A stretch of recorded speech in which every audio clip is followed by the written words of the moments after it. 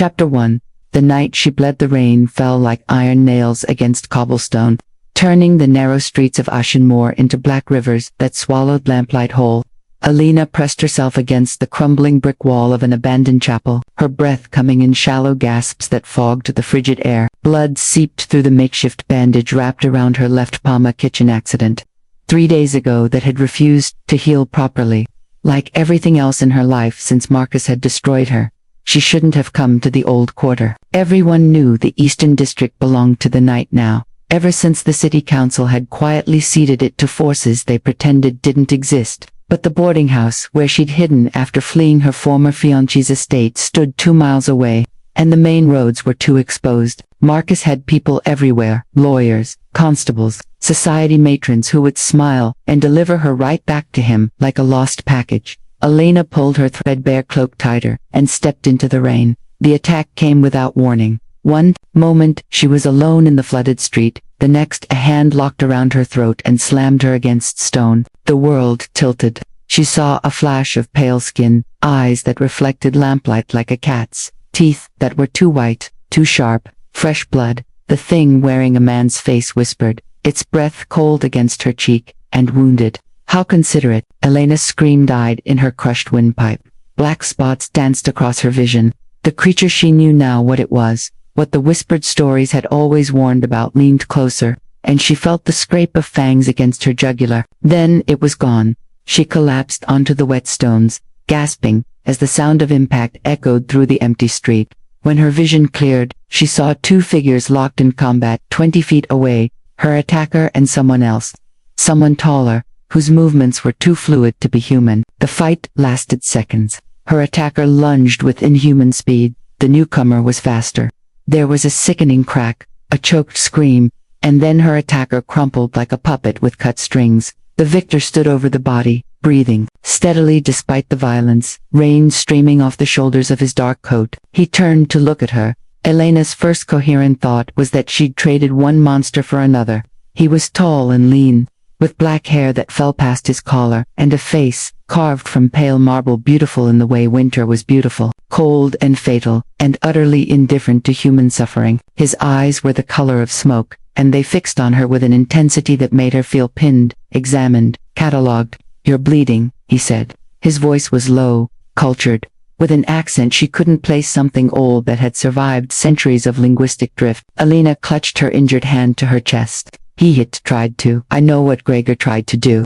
The stranger, the vampire. Because that's what he was. What he had to be." Stepped over the body without glancing down. "The question is, what you're doing in the old quarter after dark. Stupidity or desperation?" "Neither," she managed, though her voice shook. "I was just trying to get home." His expression didn't change, but something flickered in those smoke-colored eyes. "Home, through vampire territory." With an open wound, he moved closer, and Elena's back pressed against the chapel wall. He stopped just out of reach, his gaze dropping to her bandaged hand. "Do you have any idea how many of Gregor's kind you've painted a target on yourself for?" "I didn't know. Ignorance isn't protection." He tilted his head slightly, studying her face with the same clinical precision he'd used when examining her hand. "You're in shock. Human physiology being what it is, you'll likely collapse within the next few minutes. When you do, the scent of your blood will draw others. Gregor wasn't hunting alone tonight." Elena's legs chose that moment to prove him right. She felt her knees buckle, felt the world tilt sideways as the adrenaline finally crashed. She braced for the impact of cobblestones. Strong arms caught her instead. She found herself held against a chest as solid and cold as marble, her face pressed to wet wool that smelled of rain and something darker, something ancient. The vampire had moved faster than her falling body, and now he held her with a careful precision that suggested he knew exactly how fragile she was. "Don't," she started. "Be quiet." He shifted his grip, lifting her as though she weighed nothing. "I'm taking you somewhere safe. You can protest, fight, or faint. Only one of those options won't get us both killed tonight. Put me down." Alina tried to sound commanding. It came out as a whisper. "No." He started walking, moving through the rain-slicked streets with the confidence of someone who owned them. "You've stumbled into a war you don't understand, mortal. The only reason you're still alive is because I killed the vampire who claimed you first. By house law, that makes you my responsibility until sunrise." I'm not anyone's responsibility. Then you're a fool. His voice remained calm, almost gentle, which somehow made the words cut deeper. 3 vampire houses are fighting for control of Gregor belonged to House Revel, the faction that feeds without consent, that treats humans as livestock. They'll send others to avenge him, and they'll be less interested in a quick death than Gregor was. Elena's injured hand throbbed in time with her pulse. She felt dizzy, cold, and absolutely certain she'd made a terrible mistake by leaving Marcus's estate. At least there, she'd only faced human cruelty. Who are you? She asked quietly. The vampire glanced down at her, and for a moment something almost human flickered in his expressions, something tired and infinitely sad. My name, he said, is Lucian Ashford. And you, mortal, are now under the protection of House Noctis, whether you want to be or not. He carried her into the darkness, and the rain swallowed her weak protests whole. Chapter 2. The House of Shadows. Elena woke to candlelight and the smell of old books. For a disorienting moment, she thought she was back in her father's study, before the debts, before Marcus, before everything had collapsed. Then memory returned in a cold rush. The rain, the attack, the vampire who'd killed her attacker and carried her away like claimed property. She sat up too quickly. Pain lanced through her skull, and she pressed her good hand to her temple, waiting for the room to stop spinning. When her vision cleared, she found herself on a velvet chaise, in what appeared to be a library. Floor-to-ceiling bookshelves surrounded her on 3 sides, packed with leather-bound volumes that looked older than the city itself. Heavy curtains blocked the windows, but she could sense rather than see that it was still night. The darkness outside had a weight to it, a presence that made her skin prickle. Your hand has been cleaned and properly bandaged. Elena jerked around. Lucian Ashford stood in the doorway, still wearing the dark coat from earlier, though now it hung open over a white shirt that would have been fashionable a century ago. He looked exactly as he had in the rain pail, beautiful, utterly inhuman, but in the warm candlelight, she noticed details she'd missed before. The precise way he held himself, as though every movement was calculated. The faint lines around his eyes that suggested age his unlined face denied. The way he didn't breathe unless he was about to speak. Where am I? Elena's voice came out steadier than she felt. My home, the Ashford estate. He moved into the room with that unnatural grace, stopping near a mahogany desk covered in papers and maps. We're still in Ashenmoor's old quarter, but these grounds are warded. House Revel can't reach you here. I didn't ask to be brought here. No, you asked to be put down in the middle of vampire territory while bleeding. His tone remained neutral, but something sharp entered his gaze. I declined to honor that request.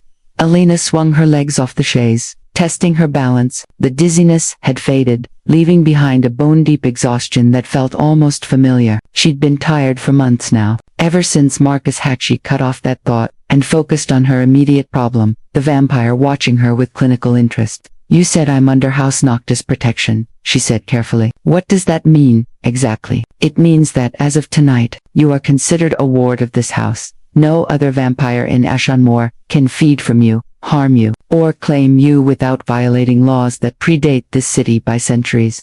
Lucian paused. It also means you cannot leave these grounds until House Revel accepts that Gregor's death was lawful punishment for breaking feeding protocols. Elena's chest tightened. How long will that take? Days? Possibly weeks. He said it the way someone might mention the weather. House Revel is not known for accepting losses gracefully. I can't stay here for weeks. She stopped. What did she have? A rented room, in a boarding house she'd paid for with the last of her mother's jewelry. No family, no friends who hadn't chosen Marcus's version of events over hers. Nothing but the clothes on her back and a desperate need to disappear before her former fiancé's lawyers found her. You have nowhere else to go, Lucian finished quietly. I can smell the fear on you. Not fear of me though, that would be wiser, but fear of whatever you're running from. Elena's hands curled into fists. You don't know anything about me. I know you're fleeing something. I know you're wounded in ways that have nothing to do with your hand. I know you'd rather risk death in the old quarter than return to wherever you came from. He tilted his head slightly. I've lived 347 years. I've learned to read desperation.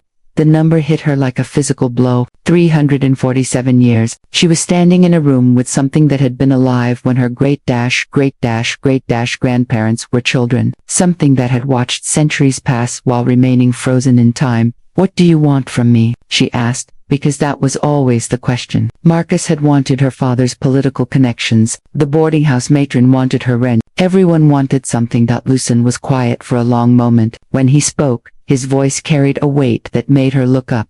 Nothing you're imagining. I don't feed from unwilling humans. House Noctis law forbids it. I won't touch you without permission. You'll have your own rooms, access to the library, and freedom to move about the estate grounds. He paused. In exchange, I ask only that you follow 3 rules. First, never open the curtains during daylight hours. Second, never leave the estate grounds without escort. Third, never invite anyone human or vampire inside without my explicit permission. That's all. Alina heard the suspicion in her own voice. That's all. Something almost like amusement flickered across his face. I'm aware this situation isn't ideal for you, but it's temporary, and it's safer than any alternative available to you tonight. Alina studied him, trying to reconcile the creature who'd killed another vampire with his bare hands with the man offering her sanctuary with such careful formality. He stood perfectly still, patient in a way no human could manage, waiting for her decision. Why did you save me? She asked suddenly. In the street, you could have let Gregor kill me. Lucien's expression shifted, became something distant and haunted. Because I was in Gregor's position once, newly turned, hungry, convinced humans were nothing but prey. Someone stopped me before I became a monster. His smoke-colored eyes met hers. I've spent 3 centuries trying to prove I made the right choice when I listened. The raw honesty in his voice made her breath catch. This wasn't a monster speaking. It was something far more complicated, something that had chosen to be more than its nature demanded. All right, Alina heard herself say. I'll stay, temporarily. Temporarily, Lucien agreed. Then he did something unexpected. He smiled, faint and brief as winter sunlight. Welcome to House Noctis, Alina. Try not to die while you're here. Chapter 3. The habits of the undead. Alina's rooms were on the 2nd floor, connected to the library by a narrow hallway lined with portraits of people who all shared Lucien's sharp cheekbones and pale coloring. She tried not to look at the dates beneath the frames: 1823, 1756, 1689 each one, a reminder that she was a guest in a house where time moved differently. The bedroom itself was surprisingly comfortable. A 4-poster bed with midnight blue curtains, a writing desk by the window, and a wardrobe that held several dresses in outdated styles but approximately her size. She didn't ask where they'd come from. Some questions were safer left unspoken. She couldn't sleep. After an hour of staring at the canopy above her bed, Alina gave up and wrapped herself in a dressing gown she'd found in the wardrobe. The house was utterly silent in a way that made her skin crawl. No creaking floorboards, no distant street noise, nothing but her own heartbeat and the whisper of fabric as she moved. She found Lucien in the library. He sat at the mahogany desk, writing with a fountain pen in precise, elegant script that belonged to another era. He didn't look up when she entered, but his hand paused mid-word. Can't sleep? He asked, his voice barely above a whisper. It's too quiet. Alina moved closer, curiosity overriding caution. What are you writing? Correspondence. He set down the pen, and turned slightly in his chair, acknowledging her presence. House politics require constant negotiation. Lady Morgana of House Ravel has sent 3 letters demanding compensation for Gregor's death. I'm composing the 4th refusal. Alina glanced at the papers spread across the desk. Maps of Ashanmore, with sections marked in different colors, letters in various hands, documents that looked like legal contracts written in languages she didn't recognize. Is that what vampires do? She asked. Write letters and negotiate. The civilized ones, yes. A trace of dry humor entered his tone. The alternative is blood feuds that last centuries and leave entire cities in ruins. We learned that lesson in Prague, 1618. Some of us, anyway. He spoke of Prague the way she might mention last summer. Alina felt that same vertiginous sense of displacement. This creature had lived through wars and plagues and the rise and fall of empires while remaining fundamentally unchanged. Do you sleep? The question came out before she could stop it. Lucien regarded her with those smoke-colored eyes. During daylight hours, the sun doesn't burn us, that's folklore, but it drains our strength, makes us vulnerable. Most of us prefer to be unconscious when we're at our weakest. Most of you, the very old ones, can function during the day if necessary. I'm not quite that ancient. He said it without ego, a simple statement of fact. Anything else you'd like to know? I can see the questions accumulating behind your eyes. Alina should have returned to her room. Instead, she found herself settling into the chair across from his desk, pulling the dressing gown tighter around herself.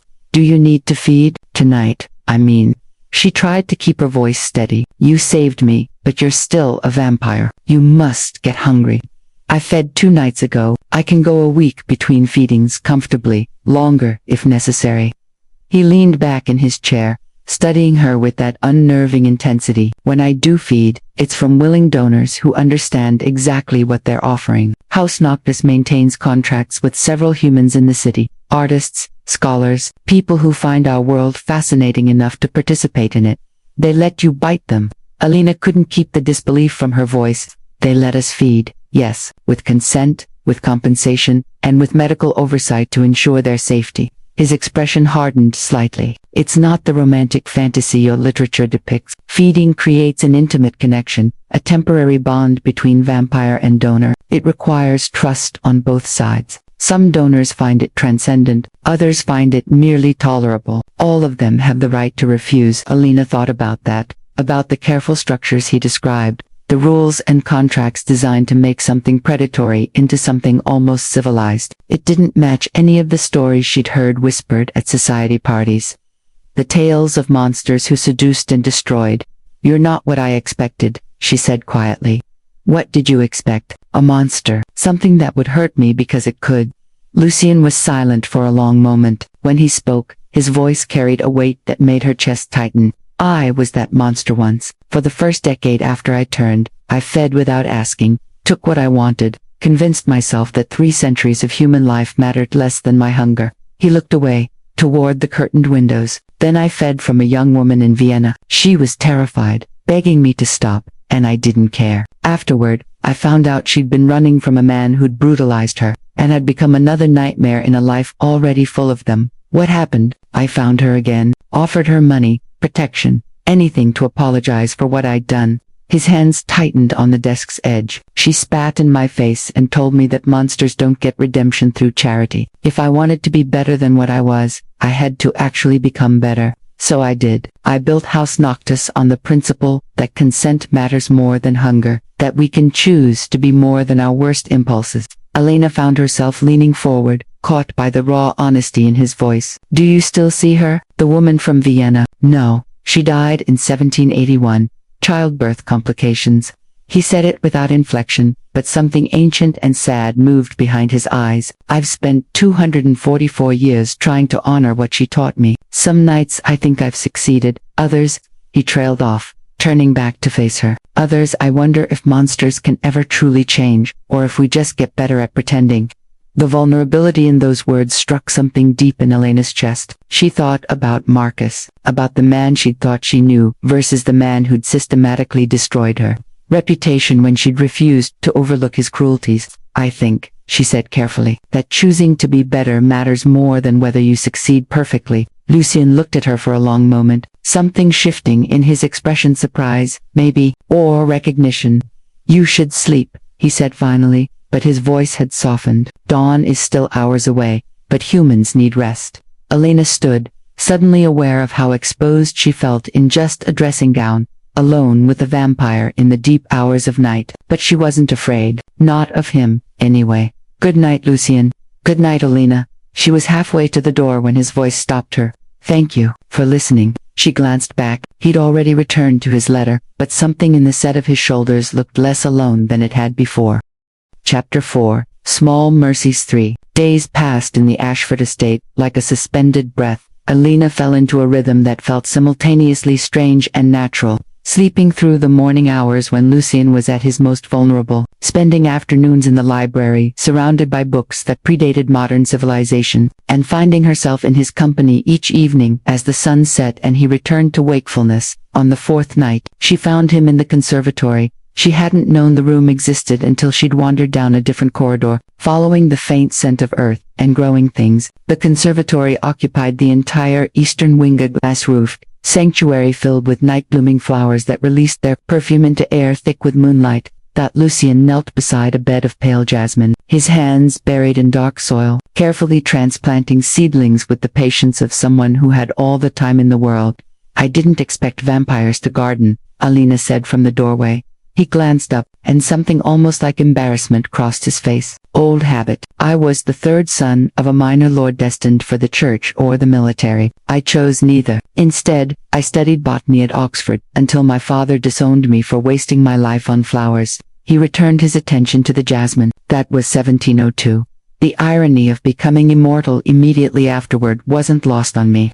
Alina moved into the conservatory, drawn by the unexpected gentleness in his movements. You were turned against your will. Most of us are settled one seedling into place and reached for another. I was attacked on the road from London. The vampire who turned me didn't ask permission. She was lonely, wanted a companion, decided I would do. His voice remained neutral, but Alina heard the buried anger beneath. She kept me chained in her estate for 2 years, while I learned to control the hunger. By the time she released me, everyone I'd known believed me dead. What happened to her? She was executed by the vampire courts 50 years later, for creating too many unwilling progeny. I testified at her trial. He paused, hands still in the soil. I didn't feel satisfaction, just emptiness. Revenge doesn't heal anything.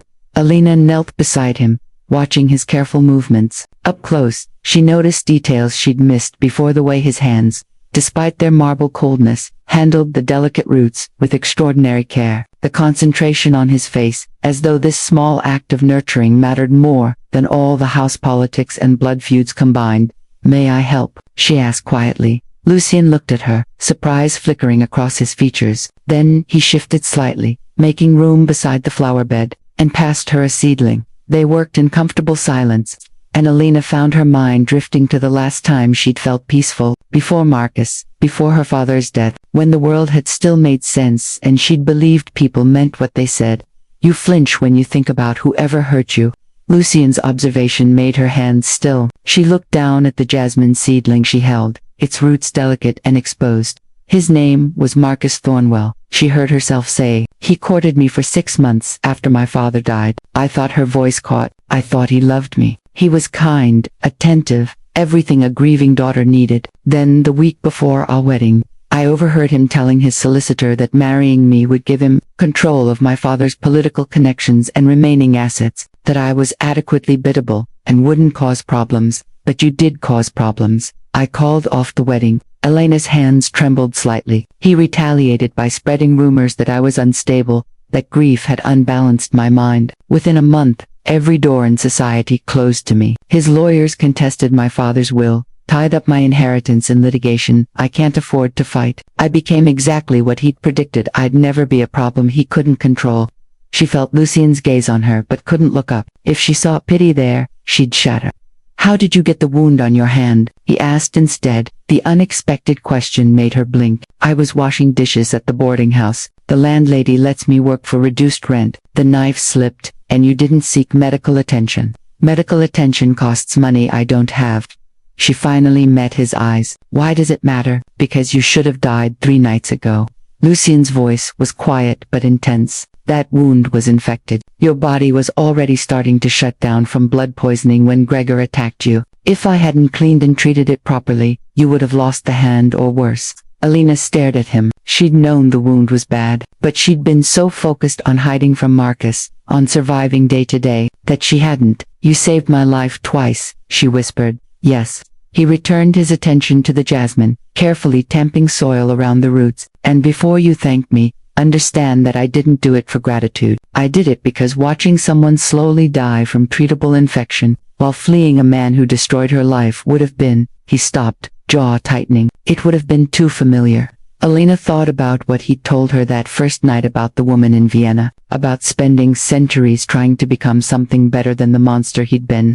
"You couldn't save her," she said softly. "The woman who taught you that monsters don't get easy redemption. You couldn't save her from dying in childbirth." Lucien's hands stilled in the soil. For a long moment he said nothing, and Alina wondered if she'd overstepped, pushed too hard into wounds that were centuries old but still raw. "No," he said finally, "I couldn't. She was 37 years old and died, bringing her 4th child into the world while I stood outside her home, too afraid to face her, after all those years, too ashamed to let her see what I'd become." He looked at Alina, and his eyes held something devastating. "I've had 244 years to regret my cowardice." Without thinking, Alina reached out and placed her hand over his, where it rested in the dark soil. His skin was cold, but it didn't feel dead. It felt like marble warmed by distant sunlight, solid and enduring. "You're not a coward," she said. "Cowards don't spend centuries building houses based on consent. They don't save foolish mortal women from their own desperation." Lucien stared at their joined hands as though he'd forgotten what human touch felt like. Then, very carefully, he turned his palm up and threaded his fingers through hers. "You're not foolish," he said quietly. "You're surviving. There's a difference." They stayed like that, kneeling in soil and moonlight, until the jasmine blooms released their perfume, and the night felt less heavy. Chapter 5. The message in Blood. The attack came at midnight on the 7th day. Alina was in the library, curled in the leather armchair she'd claimed as her own, reading a journal written by a vampire philosopher in 1643. Lucien sat at his desk across the room, reviewing what he'd called boundary dispute petitions. Apparently, even immortal houses argued over property lines. The first sign of trouble was the way Lucien's head snapped up, his entire body going rigid. "What?" Alina started. "Quiet." He was already moving, crossing the room with inhuman speed to grip her arm. "Someone's breached the wards." Before she could respond, the library doors exploded inward. 3 vampires flooded into the room, moving with the coordinated precision of predators who'd hunted together for years. Alina recognized the lead vampire immediately. She'd seen his face in one of Lucien's maps, marked with a red X. Victor Revel, House Revel's second in command. Ashford. Victor's voice was cultured, almost pleasant. He was shorter than Lucien, stockier, with the kind of face that would have been handsome if not for the cruelty in his smile. "You've been avoiding Lady Morgana's summons. She finds that terribly rude." Lucien positioned himself between Alina and the intruders, and she felt the temperature in the room drop several degrees. "This is neutral ground, Victor. Your presence here violates the Accords." "The Accords?" Victor laughed, a sound like breaking glass. "Gregor was family. You murdered him over a feeding mistake. He was breaking the covenant, attacking unwilling humans in protected territory." Lucien's voice remained level, but Alina could feel the rage coiling beneath his calm. "House Noctis' law is clear. The kill was legal." "Legal?" Victor's gaze shifted to Alina, and she felt pinned by eyes that held nothing human. "Is that what you're calling it? We both know you didn't kill Gregor to uphold law. You killed him because you wanted the girl for yourself." "That's not," Lucien began. "Isn't it?" Victor took a step closer, and his 2 companions fanned out, flanking the room. Alina's heart hammered against her ribs. "Lady Morgana has been very curious about your pet human, the one you're keeping here, unchained, unfed upon, supposedly under protection." He made the words sound obscene. "It's almost romantic. The ancient vampire and his mortal ward, very Romeo and Juliet. We all know how that story ends. Get out of my home, Victor." "We'll leave, but the girl comes with us."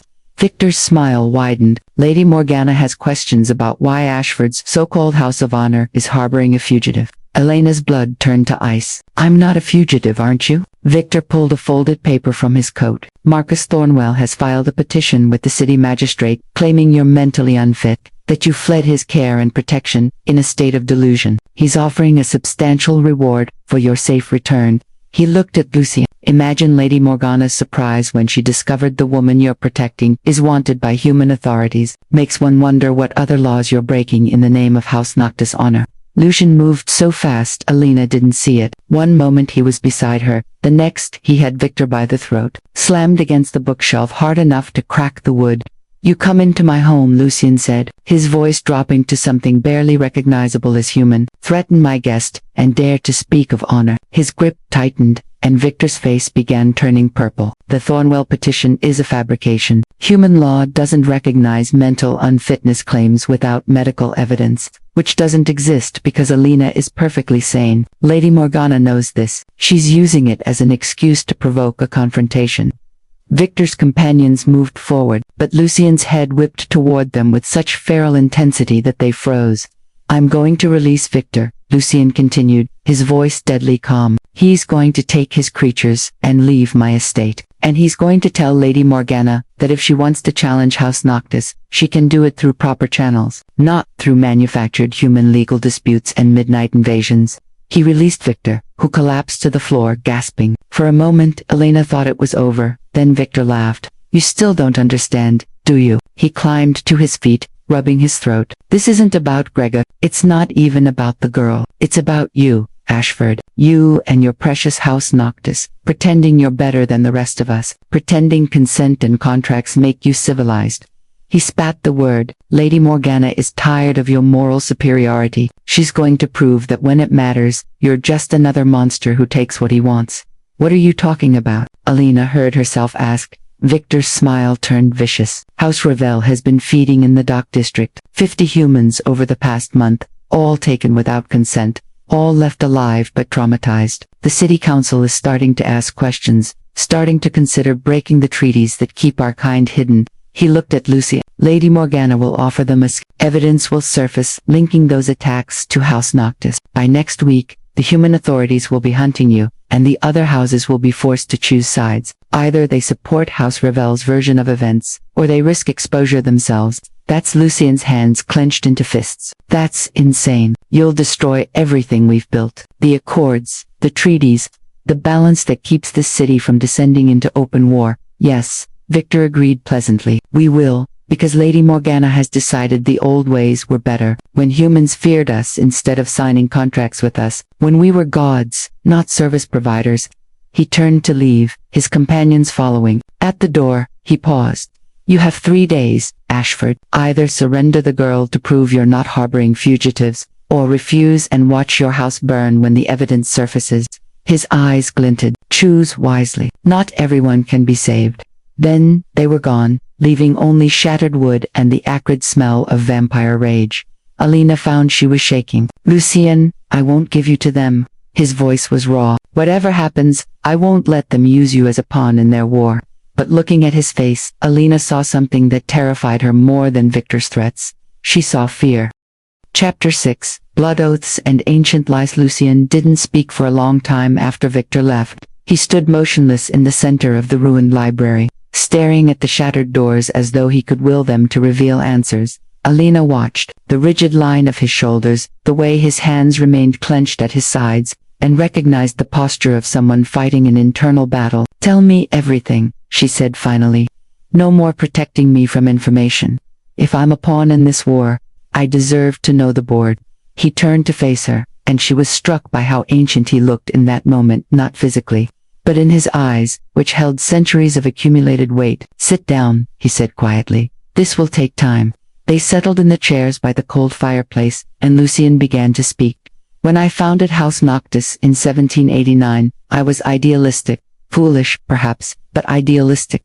His gaze drifted to the darkened windows. I'd spent decades watching my kind tear through human populations like locusts, leaving trauma and death in our wake. I believed we could be better. I gathered others who felt the same, vampires who were tired of being monsters, who wanted to exist alongside humanity rather than above it. The Accords, Alina said, remembering fragments of conversations over the past week. Yes, the Ashen Moor Accords, signed in 1823 by representatives of 5 vampire houses and the city's human leadership.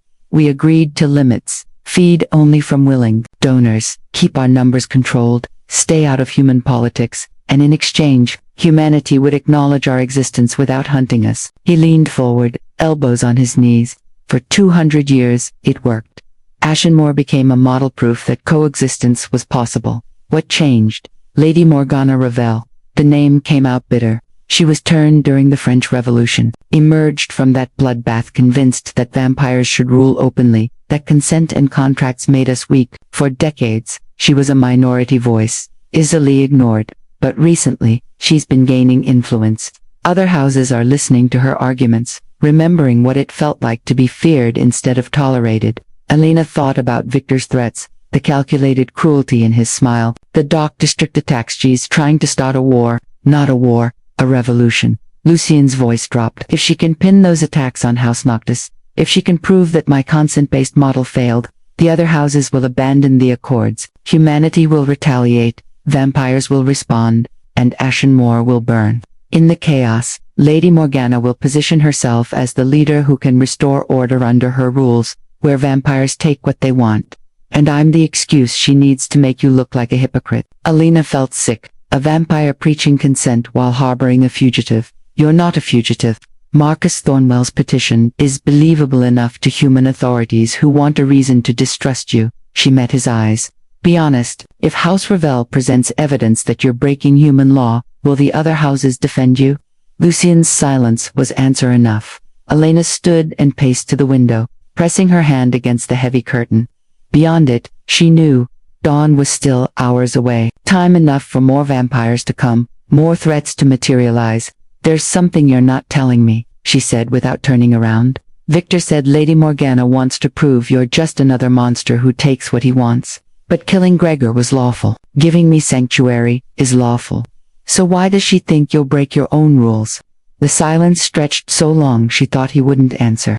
Then she heard him stand, heard his careful footsteps approaching, until he stood just behind her. Because of what I am, he said quietly. Not what I've become, what I was made to be. Elena turned. He stood close enough that she could see the fine cracks in his carefully maintained control. I told you I was turned against my will, he continued. What I didn't tell you is how, or why, or what it bound me to. He took a breath he didn't need. The vampire who turned me Katerina, she didn't just drain my blood and replace it with hers. She performed a ritual, spoke words in a language that predates Latin, bound me to her through blood magic that goes deeper than the transformation itself. A blood oath, Elena whispered, remembering fragments from the books she'd read. Yes, one that should have died when she was executed, but didn't. The oath transferred to House Ravel when they absorbed her remaining assets. His jaw tightened. Lady Morgana discovered this 3 months ago. She's been sending me summons ever since, demanding I acknowledge the oath, that I submit to House Ravel, as Katerina's heir intended. Elena's mind raced. But you've refused. I've refused because blood oaths are slavery. Katerina used it to keep me chained, compliant, unable to disobey her commands. If I acknowledge it now, Lady Morgana will own me. She command House Noctis through me, dismantle everything we've built. His hands clenched. But if I continue refusing, she can claim I'm breaking ancient vampire law. That House Noctis itself is illegitimate because I was never free to found it. That's insane. You've been independent for 300 years. Vampire law doesn't care about time. It cares about blood and oaths and power. He looked at her with something like desperation. Lady Morgana is forcing me into an impossible choice. Submit to her and betray everything I believe in, or resist and watch her tear down the accords, using me as proof that House Noctis was built on stolen authority. Elena stared at him, finally understanding the full scope of the trap, and me being here makes it worse. If you're already harboring a fugitive, it's easier to believe you've been breaking laws all along. Yes, she thought about Marcus, about the way he'd systematically destroyed her credibility, made her look unstable so no one would believe her truth. Lady Morgana was using the same tactics, but on a scale that could reshape an entire city. What happens in 3 days? She asked. When Victor's deadline expires, Lady Morgana will present her evidence to the Vampire Council. They'll demand I answer charges of breaking the covenant, harboring fugitives, and violating my blood oath. His voice was hollow. If I can't prove my innocence on all counts, House Noctis will be dissolved and I'll be bound to House Ravel. Every vampire who follows me will be forced to choose between submission or exile. Elena reached out and took his cold hand in hers. Then we have 3 days to find another option. He looked down at their joined hands, surprise flickering across his face. Elena, you don't have to. Yes, she said firmly. I do. You saved my life twice. You gave me sanctuary when I had nowhere else to go. And more than that, she squeezed his hand. You showed me what it looks like when someone chooses to be better than their worst impulses. I'm not letting Lady Morgana destroy that. For the first time since Victor's departure, something like hope entered Lucien's expression. You're remarkable, he said softly, and incredibly foolish. I've been called worse by better people. She managed to smile. Now, where do we start? Chapter 7. When monsters come calling. They had 36 hours before the Vampire Council convened. Elena spent the first 12 researching. Lucien's library contained 3 centuries of vampire law, treaty documents, and blood oath precedents written in languages that made her head ache. She learned that blood oaths could be contested, but only if the binding vampire committed specific violations. She learned that the covenant protecting unwilling humans had loopholes large enough to drive carriages through. She learned that vampire politics was a minefield designed to trap the idealistic and reward the ruthless. She also learned that Lucien barely slept, On the second night, she found him in the conservatory again. But this time he wasn't tending his plants. He stood among the jasmine beds they'd planted together, staring at nothing, his hands hanging uselessly at his sides. "You should rest," Alina said softly. "I can't." His voice was raw. "Every time I close my eyes, I see the faces of the vampires who joined House Noctis, because they believed in what we were building. 37 of them, scattered across Ash. If the council rules against me, they'll all pay the price for my failure." Alina moved to stand beside him. "It's not failure to be trapped by an oath you never chose." The explosion cut her off. The conservatory's glass roof shattered in a rain of crystalline shards. Alina felt Lucien's arm wrap around her waist, felt herself yanked backward as something massive crashed through where she'd been standing. When her vision cleared, she saw 5 vampires spreading through the conservatory like oil across water.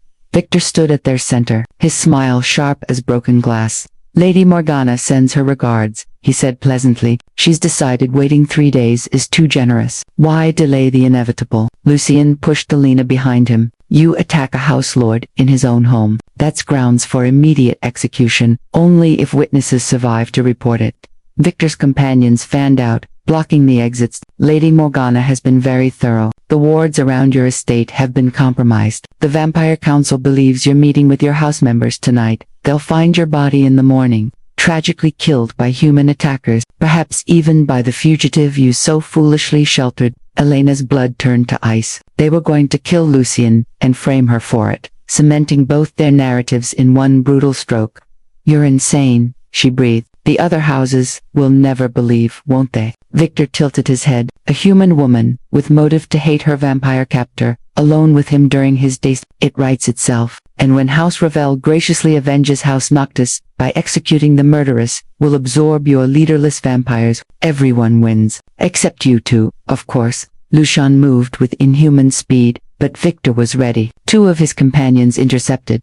And suddenly, the conservatory erupted into violence. Alina scrambled backward as vampires collided with force that cracked the stone floor, moving too fast for her human eyes to track. Lucien was older, faster, stronger. About 5 against 1 wasn't a fair fight even for a 300-year-old vampire. She watched him take down one attacker, snap another's arm with casual brutality, but Victor and his remaining companions were wearing him down. Blood black in the moonlight stained Lucien's shirt where claws had raked across his ribs. Elena's mind raced. She was human, fragile, useless in a fight between immortals, but she wasn't helpless. Her eyes fell on the gardening tools arranged near the jasmine beds, iron stakes for staking climbing roses. Not wood, but iron had its own properties. She'd read that in one of Lucien's books. Iron disrupted vampire healing, made wounds that wouldn't close. She grabbed 2 stakes and a clay pot of fertilizer.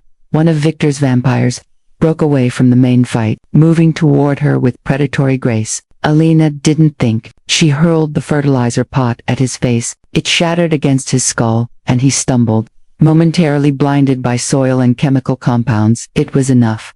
Alina drove the iron stake through his foot, pinning him to the wooden floorboards. His scream was inhuman, and he collapsed, clawing at the stake, as black blood pooled around the wound.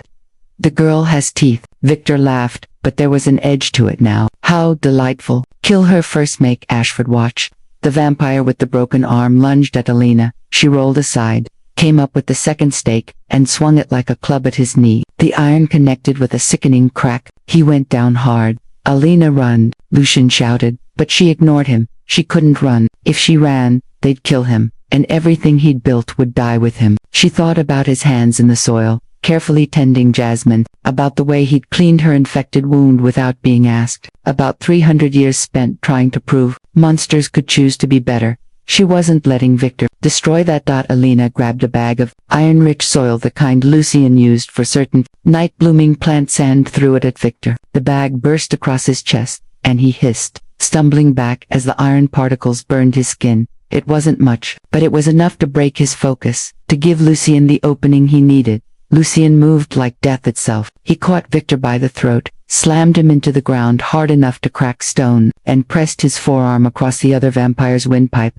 "Tell Lady Morgana," Lucien said, his voice dropping to something primordial and terrible, "that if she wants House Noctis, she'll have to take it through the proper channels. No more midnight invasions, no more threats against those under my protection, or I will forget 300 years of choosing to be civilized and remind her what I was before honor mattered to me.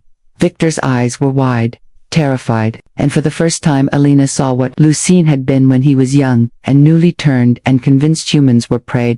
It was enough to make her breath catch. Go, Lucien commanded. Victor and his remaining vampires fled, dragging their wounded companions, leaving only shattered glass and blood behind. The moment they were gone, Lucien collapsed. Alina was at his side instantly, her hands hovering over the wounds that still bled black across his ribs. Lucien, I'm fine. But his voice was weak, and his skin was cold even for a vampire. You shouldn't have stayed. You should have run. I'm done running.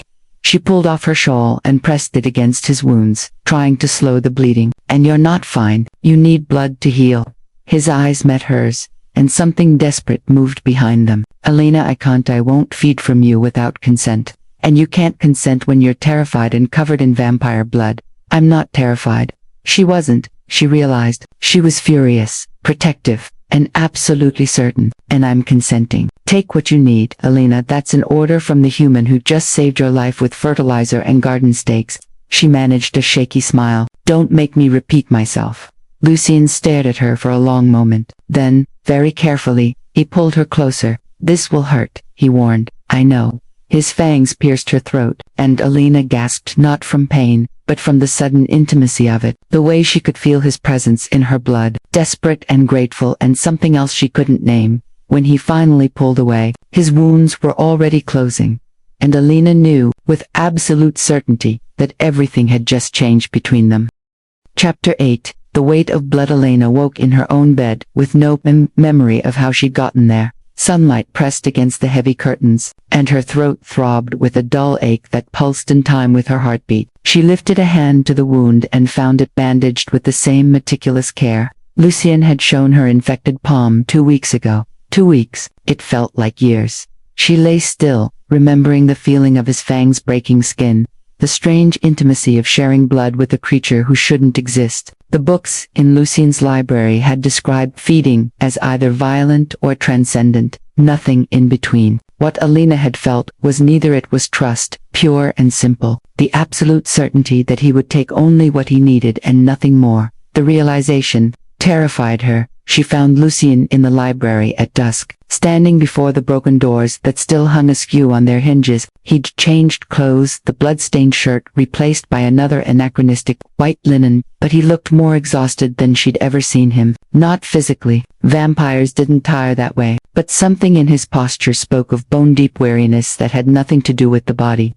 You carried me upstairs, she said from the doorway. He turned, and the expression on his face made her chest tighten. Relief and guilt warred in his smoke-colored eyes. You lost consciousness after he stopped, jaw tightening. I took too much. I promised myself I'd stop, but the blood bond makes it difficult too. He turned away sharply. I'm sorry, that shouldn't have happened. Alina crossed the room slowly, her legs still unsteady. You saved both our lives. That's what happened. I fed from you.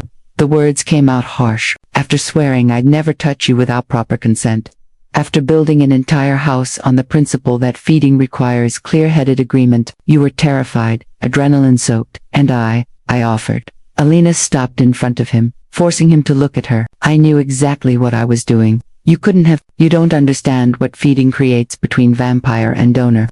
His hands clenched at his sides. It's not just blood exchange. It's a temporary bond, a connection that lingers for days. Right now, you can feel me, my emotions, my presence. It will fade, but while it lasts, it clouds judgment, creates artificial attachment. Stop. Elena's voice was sharper than she intended. Stop deciding what I feel or don't feel. Stop protecting me from information like I'm a child who can't handle reality. Lucien stared at her, surprise flickering across his features. Yes, I can feel you, Alina continued, pressing a hand to her chest where the bond pulsed like a second heartbeat. I can feel your guilt eating you alive. I can feel how terrified you are, that you've become the monster you've spent 300 years trying not to be. She stepped closer. But you know what else I feel? That you stopped the moment you had enough to heal. That you bandaged my throat and carried me to bed with the same care you use when transplanting Jasmine. That you're more horrified by feeding from me than I am. Alina, I'm not finished. She was shaking now, weeks of suppressed emotion finally breaking free. You saved my life 3 times. You gave me shelter when I had nowhere to go. You listened when I told you about Marcus without judging me for being foolish enough to trust him. You showed me your garden and your grief and the parts of yourself you keep hidden because they're too human for a vampire to admit to. Her voice cracked. So yes, there's a bond, but it's not the blood making me trust you, Lucy. The blood just made me brave enough to admit it. The silence that followed was absolute. Lucian looked at her with an expression. She couldn't read wonder and terror and something that made her breath catch. Then he turned away, pressing his palms against the desk as though he needed its solidity to stay upright. You should leave, he said quietly. Victor failed, but Lady Morgana won't stop. The council convenes tomorrow night. When they rule against me, this estate will become a war zone. Anyone here will be caught in the crossfire.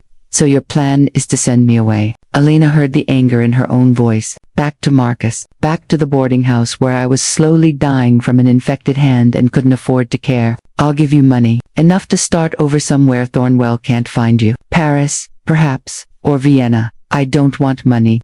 Alina moved around the desk to face him. I want to help you fight Lady Morgana. There has to be a way to contest the blood oath. To prove House Noctis is legitimate. There isn't. Lucian's voice was flat. I've spent 300 years looking for loopholes. Blood oaths are absolute. The only way to break one is if the binding vampire committed specific violations during the ritual. And Katerina didn't.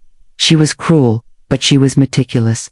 Then we prove Lady Morgana is lying about the Dock District attacks. We find the real victims. Get their testimony. They're already dead. He said it without inflection. House Ravel doesn't leave witnesses. The bodies were found this morning, drained completely. 50 humans, exactly as Victor threatened, and evidence was discovered linking the attacks to a House Noctis feeding house that doesn't exist. Alina felt the floor drop out from under her. They're framing you for mass murder. Yes. Lucian finally met her eyes, and what she saw there broke her heart. It's over, Alina. Everything I built, everyone who believed in House Noctis, it's all going to burn tomorrow night. The only thing I can still save is you, by sending me away, by keeping you alive. His voice roughened. You asked me once why I saved you in that alley. The truth is, I don't know. Maybe because you reminded me of the woman in Vienna wounded, fleeing, needing someone to believe in her innocence. Maybe because 300 years of trying to be better than my nature has made me soft. He reached out, stopped just short of touching her face. Or maybe because some part of me, the part that still remembers being human, recognized something worth saving. Alina caught his hand before he could pull away, pressed it against her cheek. His skin was cold, but his touch was infinitely gentle. Then, save yourself too, she whispered. Don't let Lady Morgana win. Don't let her prove that choosing to be better was pointless.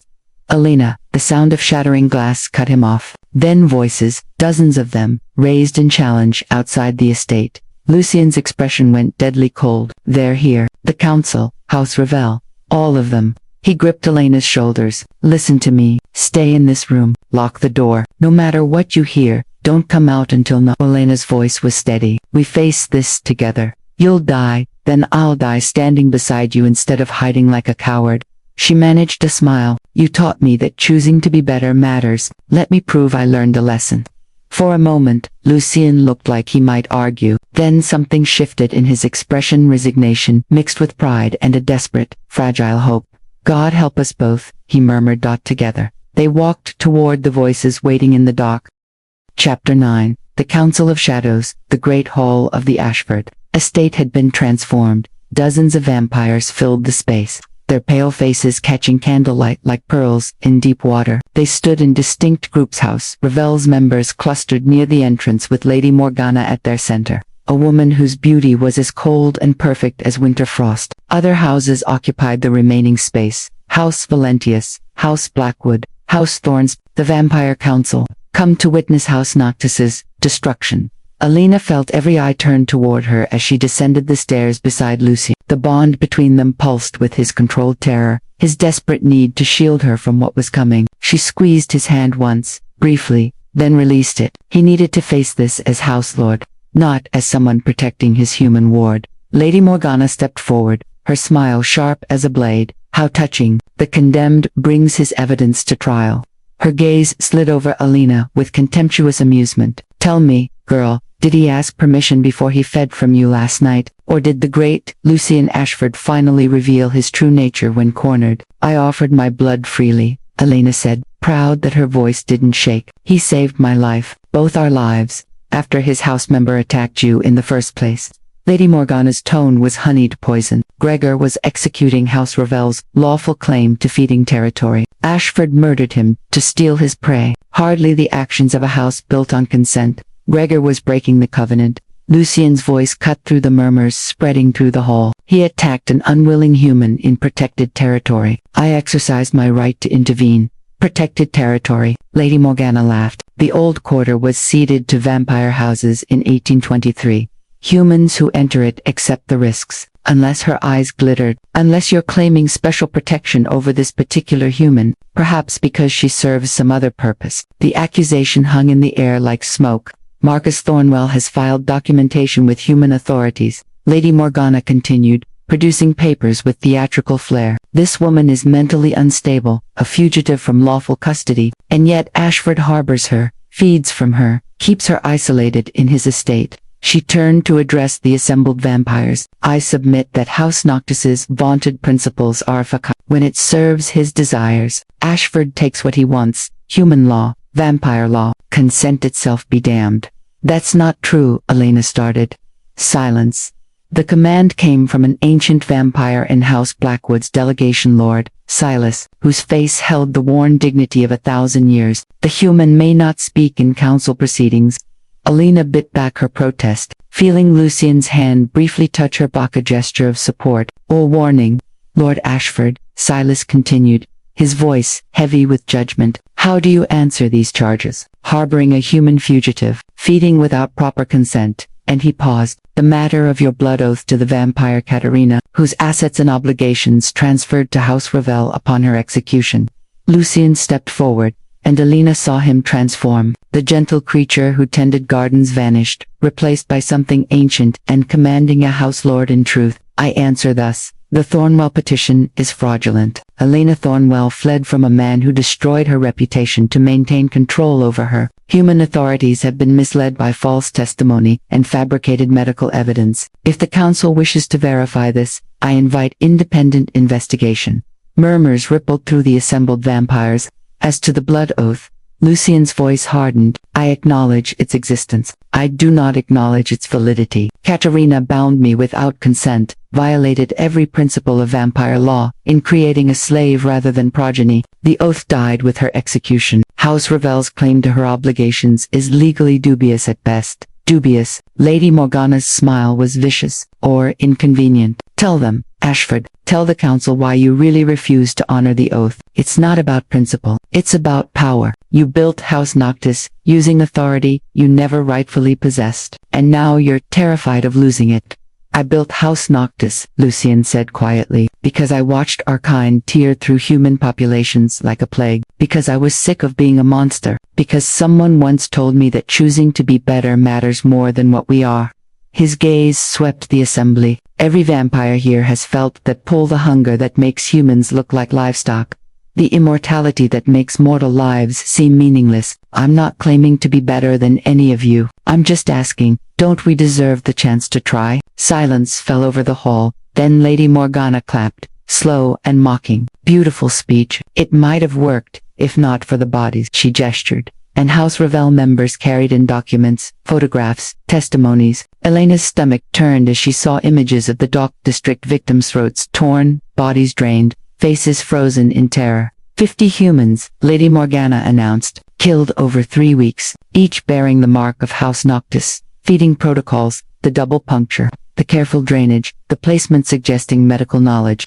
She looked at Lucy. Your house members did this. Your precious consent-based feeding was a lie. And when humans discover the truth, when they realize vampires have been hunting them while pretending to civilize, they'll burn every house in ash, starting with yours. The council erupted in angry voices. Elena felt Lucian's despair through the bond, tasted his certainty that he'd lost. But she also felt something else, a detail that didn't fit, a wrongness in Lady Morgana's evidence. The photographs, Elena heard herself say. May I see them? The human has no voice here, Lord Silas intoned. Let her speak. The voice came from House Valentius, a woman whose face held surprising kindness. If we're condemning House Noctis, we should at least hear all evidence. Lady Morgana's smile sharpened. By all means, let the fugitive defend her captor. Alina approached the table where the evidence lay spread. Her hands shook as she examined the photographs, but her mind was racing. She'd spent weeks reading Lucien's medical journals, learning about vampire feeding physiology. These wounds are wrong, she said slowly. The puncture marks are too wide, too ragged. Vampires who feed regularly develop precision. Their fangs create clean entry points that heal quickly. She pointed to a photograph. These look like they were made with a blade and widened afterward. And the drainage pattern. She picked up another image. Vampires feed from major arteries. These victims were drained from multiple points. That's not feeding. That's butchery designed to look like feeding. The hall went silent. Absurd, Lady Morgana said, but her voice had lost its confidence. You expect us to believe. I expect you to examine your own evidence. Elena's voice was steady now. Someone killed these people and tried to make it look like vampire attacks. But whoever did it didn't understand vampire physiology well enough to fake it properly. Lord Silas moved to the table, studying the photographs with ancient eyes. Then he looked at Lady Morgana with something like contempt. The girl is correct. These are not vampire kills. Lady Morgana's beautiful face twisted. This is ridiculous. You'd believe a human over. I believe evidence. Silas interrupted, which suggests someone in House Revel orchestrated murders to frame House Noctis. His voice dropped to something terrible. That is a violation of the Accords, punishable by immediate dissolution. You can't, Lady Morgana started. I can. Silas turned to Lucien. The charges against House Noctis are dismissed. The council will investigate House Revel's involvement in these murders. As for your blood oath, he paused. Bring forth the original binding documents. We will review Katerina's ritual and determine its validity. Alina felt Lucien's surge of hope through the bond, tempered by exhaustion. Lady Morgana's eyes met Elena's across the hall, and the hatred there was absolute. This isn't over, she said softly. Then she vanished into shadow, and half of House Revel vanished with her. Chapter 10. Dawn and Decisions. The Council. Deliberations lasted 3 more days. Alina watched from the library as ancient vampires pored over documents written in dead languages, debating blood oath precedents that predated written history. Lord Silas had commandeered the Great Hall, transforming it into a court where centuries-old grievances and legal philosophies collided with bureaucratic precision. On the 3rd night, Lucien found her in the conservatory. It's done, he said quietly. Alina looked up from the jasmine bed she'd been tending his work. Now hers too. What did they decide? Katerina's binding ritual was ruled invalid. She violated 3 separate protocols in the oath-making process, including failing to obtain witnessed consent from the vampire who sired her. The blood oath is nullified. I'm free. He said it without joy, as though freedom was just another weight to carry. That's good news, Alina said carefully, isn't it? House Revel has been sanctioned. Lady Morgana and her inner circle are exiled from Ashenmoor for orchestrating the Dock District murders. The remaining Revel vampires will be absorbed into other houses or forced to leave the city. He moved to stand beside her, looking down at the plants they'd nurtured together. House Noctis is vindicated. The Accords remain intact. Everything I fought for survives. But 50 humans still died. Lady Morgana is still out there, still convinced that vampires should rule through fear. And you, he turned to face her. You're still here, still in danger, still tied to a world that nearly destroyed you. Alina set down her trowel and brushed soil from her hands. Is this where you tell me it's time to leave? Yes. The word came out rough. The council has cleared your name. They investigated Thornwell's claims and found them fabricated. The human authorities have been notified. You're free to return to your life. What life? Alina heard the bitterness in her own voice. The society that shunned me, the inheritance tied up in litigation I can't afford, the boarding house where I was dying by inches. I'll give you resources, money, connections, letters of introduction to houses in other cities where you could start over. Stop, Alina stood, closing the distance between them. Stop trying to send me away like I'm a problem to be solved. You're not a problem. Lucien's voice dropped to something anguished. You're the first person in 200 years who looked at me and saw something worth saving. You stood beside me when the council came. You found the flaw in Lady Morgana's evidence that saved House Noctis. He reached out, stopped just short of touching her face. You're extraordinary, Alina. and you deserve a life that isn't haunted by vampires and blood oaths and ancient wars. What if I don't want that life? The words hung between them, weighted with weeks of careful distance and unspoken truths. What if I want this one? Lucien's hand dropped. You can't. You don't understand what you're asking. Then explain it to me. Elena's voice was steady. No more protecting me from information. Tell me exactly what staying would mean. He was quiet for a long moment, and she could feel his internal struggle through the fading blood bond, hope warring with fear, desire battling with the discipline of 300 years.